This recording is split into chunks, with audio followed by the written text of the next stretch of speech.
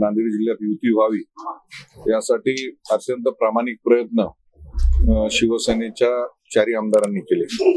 तिन्ही आमदार माननीय अशोक चव्हाण साहेब यांच्या घरी दोनदा जाऊन आले आणि तिथं सेनेचा आमदार आहे, तिथं 60% जागा आणि बाकी ठिकाणी 20% जागा द्याव्यात असा प्रस्ताव ठेवला। परंतु त्यांनी सांगितलं की एकही जागा देऊ शकत नाही आणि त्याच्यामुळं ही युती तुटलेली आहे आणि नाईलाजाने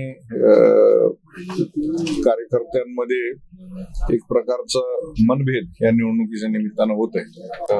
आमचे तिन्ही आमदार विधानसभेमध्ये त्यांच्या घरी दोनदा हा सगळा प्रस्ताव घेऊन गेलेले होते आणि मी खरं म्हणजे त्यांना सांगितलं होतं जाण्याच्या पूर्वी आपण लेखी स्वरूपात प्रस्ताव घेऊन जा आणि मीडिया समोर जा, म्हणजे काय जी वस्तुस्थिती लोकांना सुद्धा कळेल खरं कुठं आहे। परंतु जाणीवपूर्वक अशा पद्धतीनं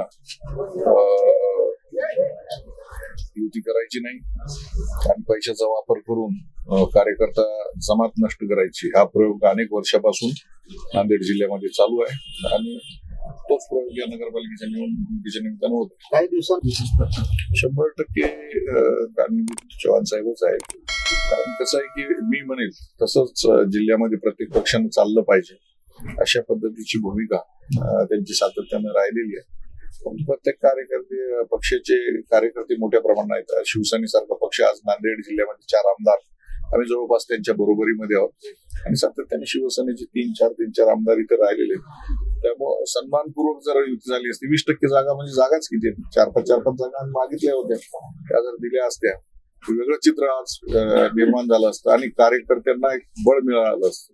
आता कार्यकर्त्यांच्या आजच्या निवडणुका होऊन जातात परंतु याचे वाद हे आयुष्यभर राहतात आणि त्याचे परिणाम कार्यकर्त्यांना भोगावे लागतात। आमच्या निवडणुका असतात त्यावेळेस आम्ही युती करायची आणि कार्यकर्त्यांच्या वेळेस युती तोडायची, हे काही बरोबर नाही।